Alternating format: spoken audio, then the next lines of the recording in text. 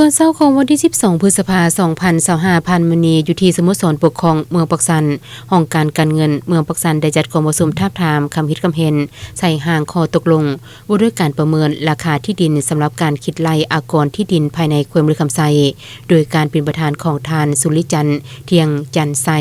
คณะประจำภาคเมืองหักษาการห้องเจ้าเมืองปักสันมีต่างนาแผนกคณะห้องการศึกษาอากรประจำแขวงสมาชิกสภาประชาชนแขวงคณะปิสอบคันแขวงขั้นเมืองแขนงการเกี่ยวข้องและองค์การปกครองปานในเมืองปักสันเข้าร่วมในกองประชุมคณะปิสอบขั้นแขวงใดผ่านข้อตกลงสภาเลขที่921ทับขบสลงวันที่25ธันวาคม2024บ่ด้วยการแต่งตั้งคณะพิสอบซี่นำและคณะกองสวยเวียกสร้างนิติกรรมประเมินหัวหน่วยราคาที่ดินสำหรับคิดไล่อากรที่ดินคันแขวงเมืองคำไซ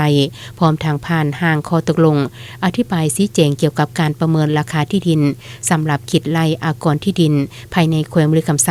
ซึ่งได้กำหนดเขตประเมินราคาที่ดินประกอบมีเขตตัวเมืองเขตชานเมืองและเขตชนบทเพื่อนำมาทาบทามความเป็นเอกภาพการนำคันเมืองว่าดาห้องการถูกภาคส่วนบ่รวมบ่เฉพาะก็คือในทั่วเมืองปักสันเพื่อแลกเปลี่ยนมีคำเห็นและจะได้ปรับปรุงแก้ไขให้สอดคล้องกับสภาพความเป็นจริงของท้องถิ่นแต่ละเขตและหักฐานบานหลังจากนั้นบรรดาทานแขนงการที่เกี่ยวข้องได้ขึ้นรายงานสภาพรวมเพื่อประกอบความคิดความเห็นพร้อมทั้งยกปัญหาต่างๆเพื่อปรึกษาหารือในกองประชุมยังมีเนื้อในเลิกซึ่งครบถ้วนสมบูรณ์ต้นท้ายของกองประชุมประธานยังได้เน้นหนักต่อคณะพิสอบห้องการหน่วยงานที่เกี่ยวข้องภายหลังสำเร็จกองประชุมแล้วให้นำเอานิติกรรมลงไปเผยแพร่พันขยายให้พ่อแม่ประชาชนในทั่วเมืองได้รับรู้และเข้าใจอย่างลึกซึ้ง